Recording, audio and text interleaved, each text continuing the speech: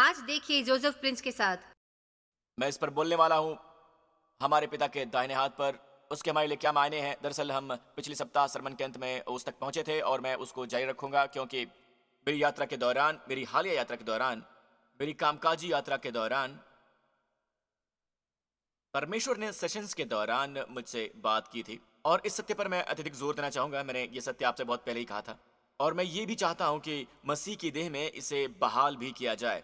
और ये सत्य है 1 यूहन्ना 4:17 में। चले देखते हैं यूहन्ना 4:17। इसी से प्रेम हम में सिद्ध हुआ है। मुझे ये बहुत पसंद है क्योंकि ये ग्रीक का बहुत ही सही अनुवाद हुआ है। आपका ओल्ड किंग जेम्स कहता है इसमें है हमारा प्रेम, हमारा अपना प्रेम जो सिद्ध हुआ है। ये आपके प्रेम के सिद्ध होने के बारे में नहीं है, ये है कि हमसे ही प्रेम सिद्ध हुआ है। ऑलराइट, इसी से प्रेम हम में सिद्ध हुआ है। दूसरे शब्दों में परमेश्वर हमसे प्रेम करते हैं, वो हमसे प्रेम करते हैं। आमीन। और आपके प्रति परमेश्वर का प्रेम आपके जीवन में समाविष्ट हुआ है। आमीन। वो अपनी संपूर्णता में आया है। परमेश्वर ने हमारे पापों के लिए मरने को अपने पुत्र को भेजा। प्रेम हम में सिद्ध हुआ कि हमें न्याय के दिन हियाव हो। और ये हम कैसे समझें कि परमेश्वर पूरी तरह से हमसे प्रेम करते हैं? कैसे? क्योंकि बाइबल में लिखा है कि हमें न्याय के दिन हियाव हो। अब मैं जानता हूं कि न्याय का दिन आएगा। वजह है कि विश्वासी न्याय से नहीं गुजरते हैं पास्टर प्रिंस। कुछ है जो कहलाता है मसीह का न्याय का सिंहासन। पर मैं चाहता हूं आप कुछ जाने विश्वासियों, वहां न्याय पाने के लिए नहीं है। शब्द मसीह का न्याय सिंहासन, यह शब्द न्याय ग्रीक में प्रकट नहीं होता। यह कहलाता है बेमा, यानी मसीह का सिंहासन। अगर आपने रोमन फिल्म बेन हर देखी है तो आप वो जगह जानते हैं जहां वो सम्राट विजेता को स्टीफनोस यानी कि ताज पहनाता है, ठीक है? और वो स्थान जहां इनाम देने के लिए सम्राट खड़ा होता है वो कहलाती है बेमा। वैसे बेमा का इस्तेमाल मृत्युदंड और सजा देने के लिए भी इस्तेमाल किया गया है, लेकिन मसीह का बेमा सिर्फ और सिर्फ इनाम देने के लिए होता है।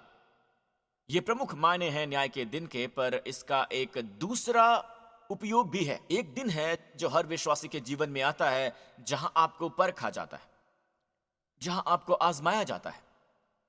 और सिर्फ परमेश्वर ही नहीं आजमाते, शैतान भी आजमाता है आपको, और यहां तक कि मनुष्य भी आपको आजमाते हैं। एक दिन जब आपको जांचा जाता है, यह शब्द है न्याय, यह है जांचा जाना, परखा जाना।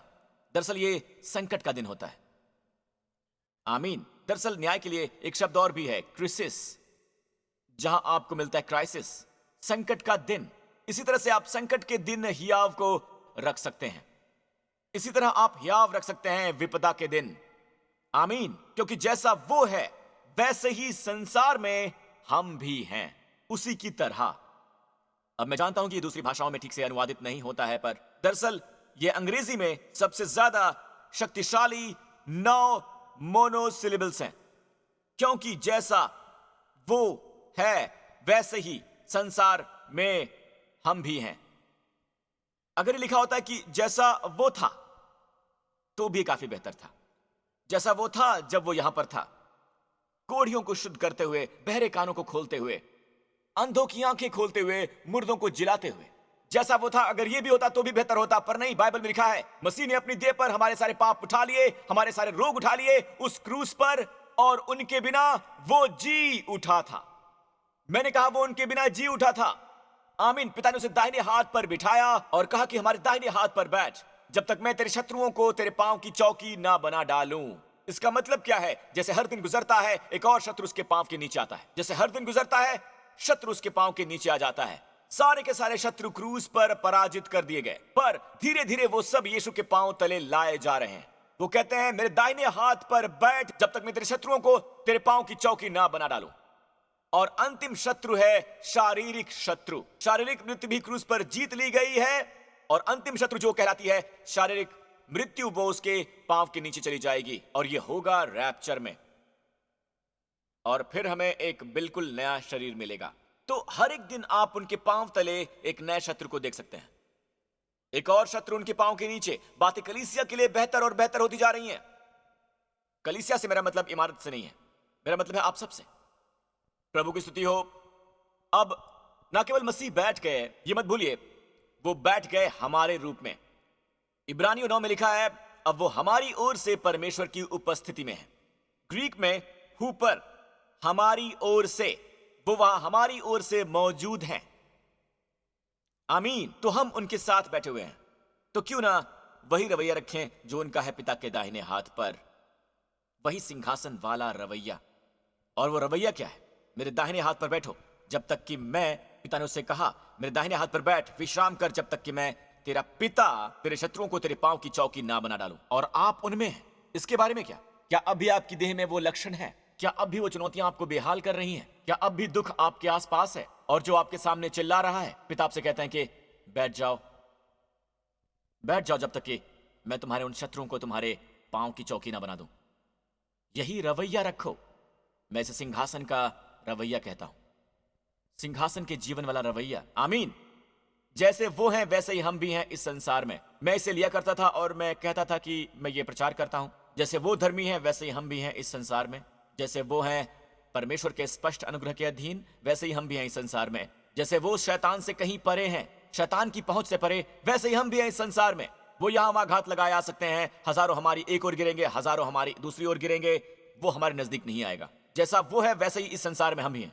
मुझे अच्छी अमीन मिल सकती है। परमेश्वर ने मुझसे फुसफुसाकर कहा कि एक दिन बहुत साल पहले, बेटा कौन कहता है कि ये बस तुम्हारे साथ मेरी पोजीशन है, क्योंकि ये इस बयान को उचित नहीं ठहराता है। जैसे वो अपने स्वास्थ्य में हैं वैसे आप भी इस संसार में हैं, क्योंकि प्रभु कहते हैं कि आप उनके जीवन में सहभागी हैं। जीवन में ही स्वास्थ्य आता है। स्वास्थ्य दरअसल जीवन है। जीवन ले लिया तो स्वास्थ्य नहीं बचता। आपका शरीर बस एक शव है। मैंने वो प्रचार करना शुरू किया और एक दिन एक प्रसिद्ध महिला, ये महिला इतनी आशीषित है, उसकी गवाही दुनिया भर में गई है, और बस एक की जरूरत है। मैं अनजान था कि उस सप्ताह वो मेमोग्राम के लिए जाने वाली थी और डॉक्टर्स को जो मिला उससे वो चिंतित हो गए। उन्हें उसकी छाती में ट्यूमर मिला था और फिर उसने अपनी रिपोर्ट ली, क्योंकि उसने अभी अभी एक संदेश सुना जिसका मैं प्रचार कर रहा था। जैसे यीशु अपने स्वास्थ्य में है वैसे ही हम भी हैं इस संसार में। भले ही वो लक्षण आपके शरीर में हो, ये स्वीकार करना शुरू कीजिए। आमीन। प्रभु से कहिए, क्या आपके शरीर में ये बीमारी है?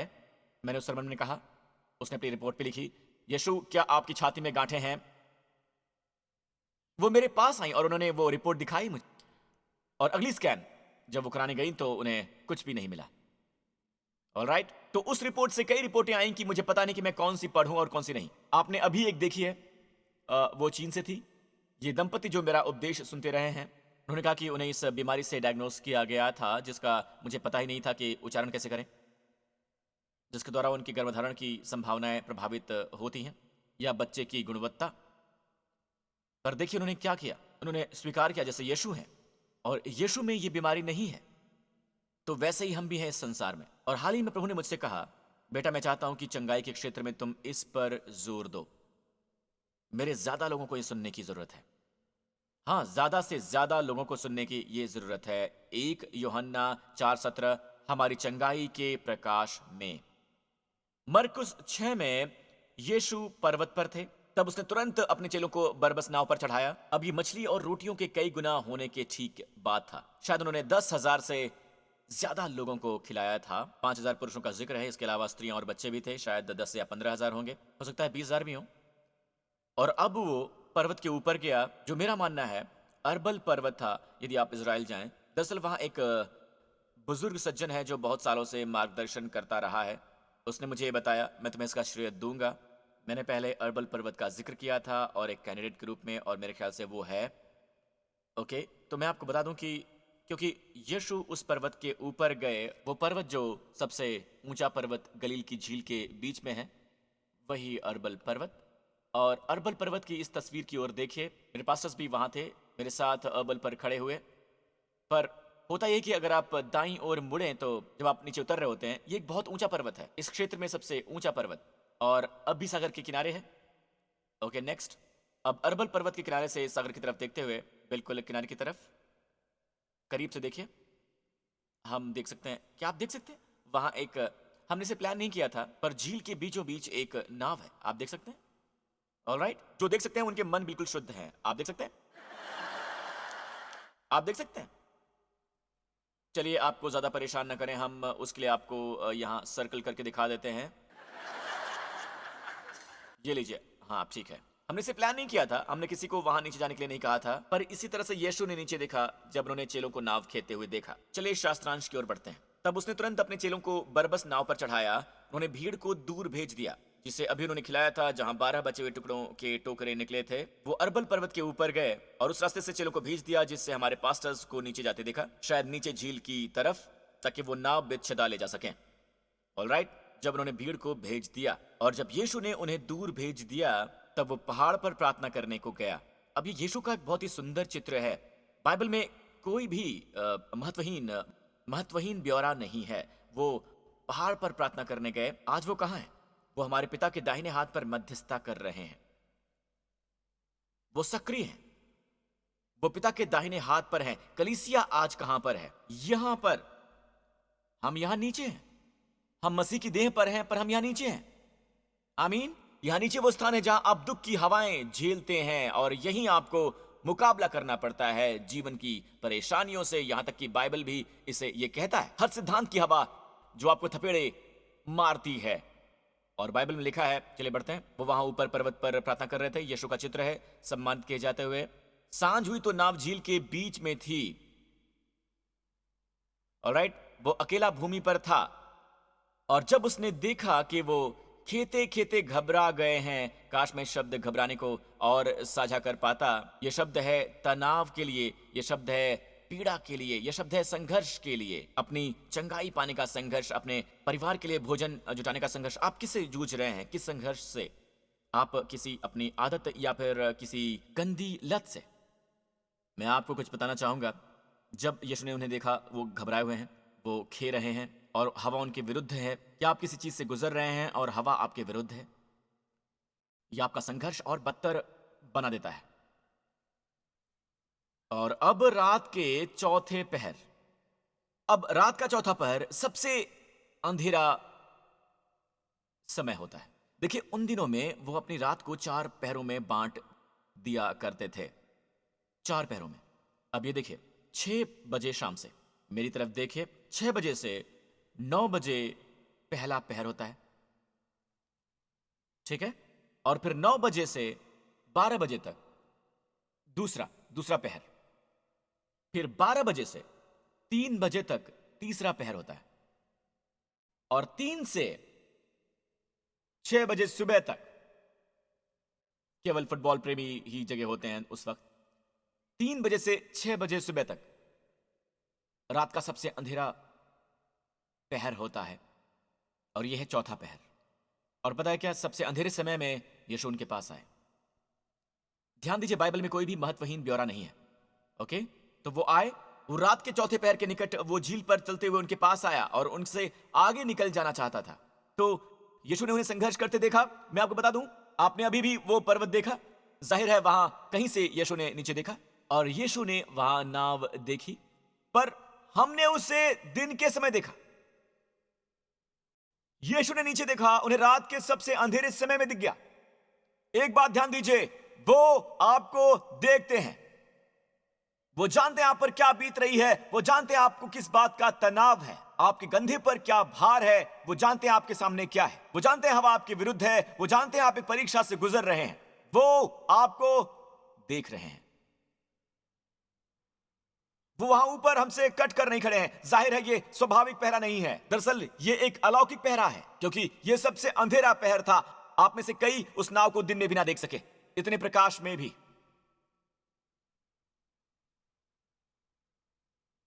वो देखते हैं, वो जानते हैं, और वो आपके लिए प्रार्थना कर रहे हैं।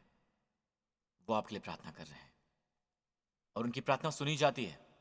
वो आपके लिए प्रार्थना कर रहे हैं, आपकी परिस्थितियों के लिए। मुझे नहीं पता कि क्या ये शास्त्र वचनीय उपयोग है या नहीं, पर कई बार आप मुसीबत में होते हैं पर आप बस प्रार्थना करते हैं। कई बार शास्त्र वचनीय नहीं होती है। मैं कहता हूं, हे प्रभु, मैं आपकी प्रार्थना पर निर्भर हूं। कई बार ये मैंने किया है, जोसेफ प्रिंस ने किया है ऐसा, और कुछ और हो गया, पूरी बात ही पलट गई। मैं इसे समझा नहीं सकता। मेरा मानना है वो मेरे लिए प्रार्थना कर रहे हैं। जी हाँ, वो प्रार्थना कर रहे हैं मेरे लिए। क्या आप सुन रहे हैं दोस्तों? वो देख रहे हैं, उनके होंठ प्रार्थना करते होंठ।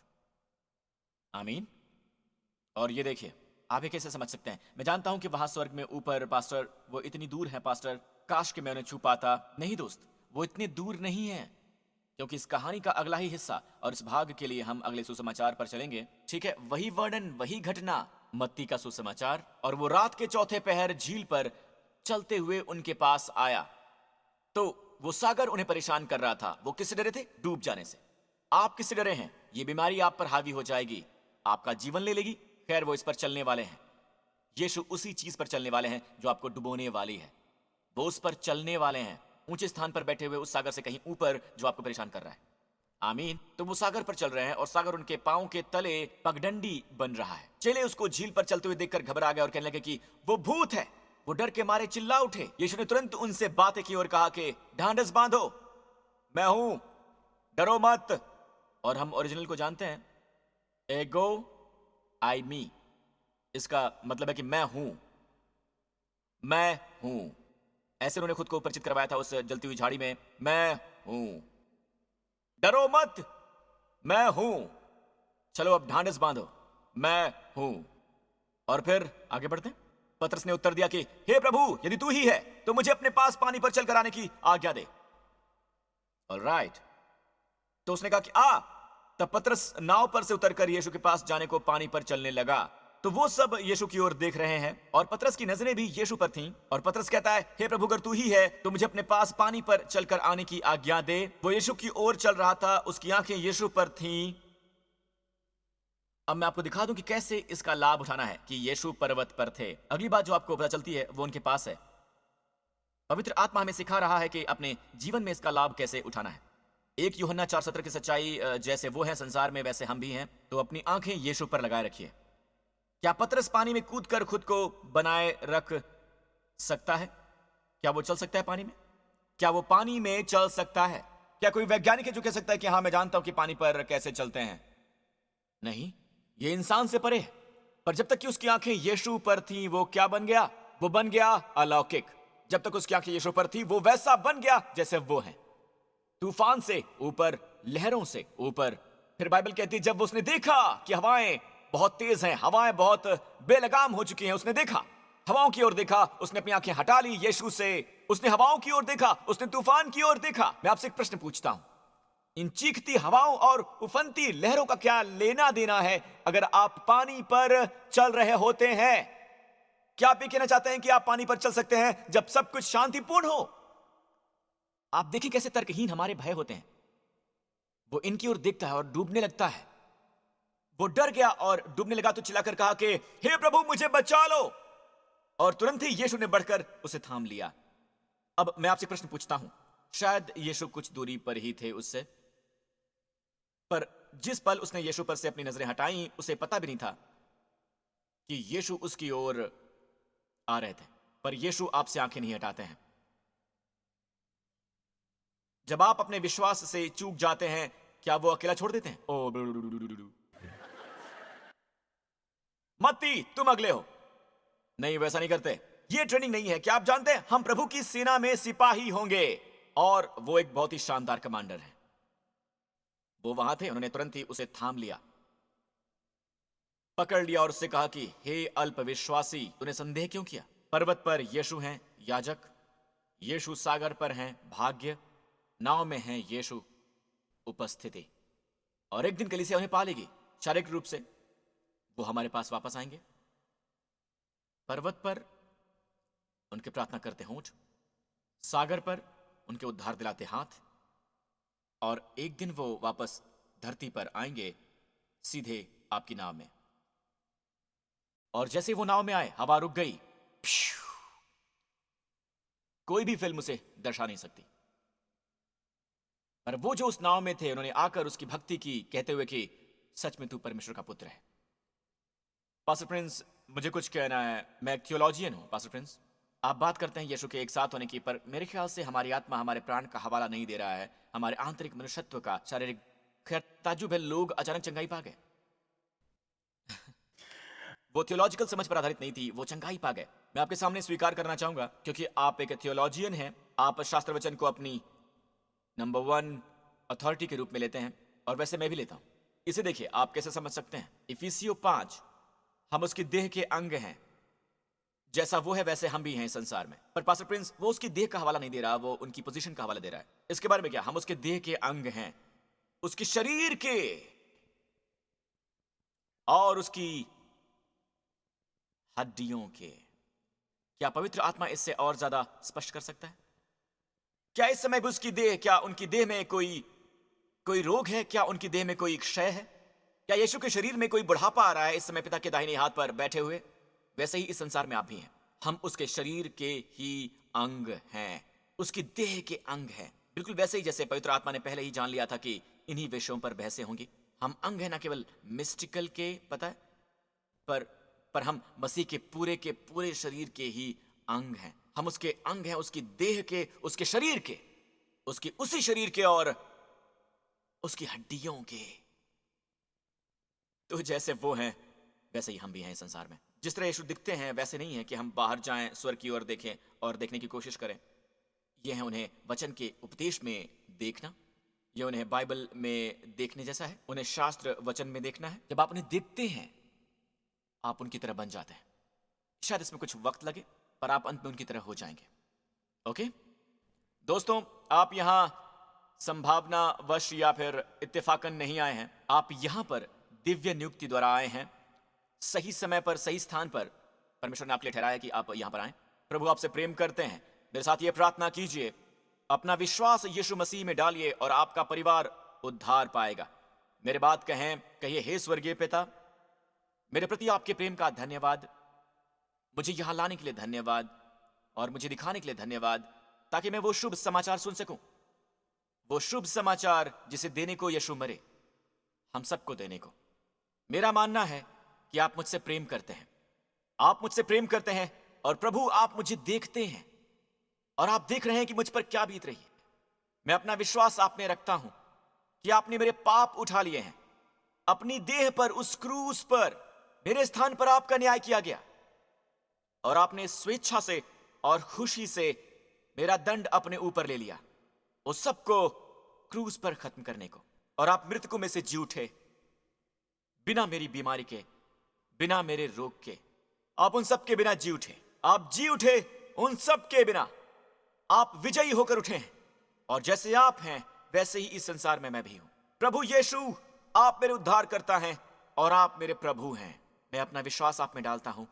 मेरे पाप क्षमा हुए, मैं पूरी तरह से क्षमा किया गया, मैं अति अनुग्रहित हुआ हूं और अब के बाद से मैं हमेशा ये जानूंगा कि मुझसे प्रेम किया जा रहा है, गहरा प्रेम, यीशु के नाम पर। और सब लोगों ने कहा आमीन। अपने पांव पर खड़े हो जाइए, प्रभु की स्तुति हो, हालेलुया। इस पूरे स्थान पर अपने हाथ उठाइए। इस आने वाला सप्ताह प्रभु आपको इब्राहिम की आशीषों से आशीषित करें, उसके पुत्र यीशु मसीह के प्रकाश की आशीष से आशीषित करें।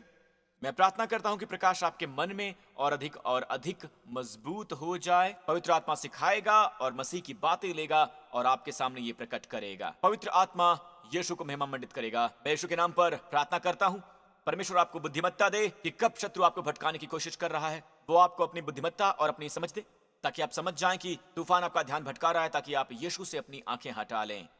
मैं प्रार्थना करता हूं कि प्रभु आपको और आपके प्रियजनों को इस पूरे सप्ताह सुरक्षित रखें, हर खतरे से, हानि से, हर संक्रमण से और हर रोग से। प्रभु आप पर अनुग्रह करते हैं, आप परमेश्वर के अलौकिक अनुग्रह के अधीन हैं। आप संसार में हैं पर संसार के नहीं हैं। चाहे हजारों आपकी ओर गिर जाएं, विपदा आपके निकट नहीं आएगी, क्योंकि आप परमेश्वर की देखभाल के अधीन हैं, उनकी सजग आंखों के अधीन। वो आपको ढके हुए हैं। आप पूरी तरह से आशीषित हैं यीशु के नाम पर। और सब लोगों ने कहा आमीन। प्रभु आपको आशीष दे। हम फिर से मिलेंगे। Love you guys.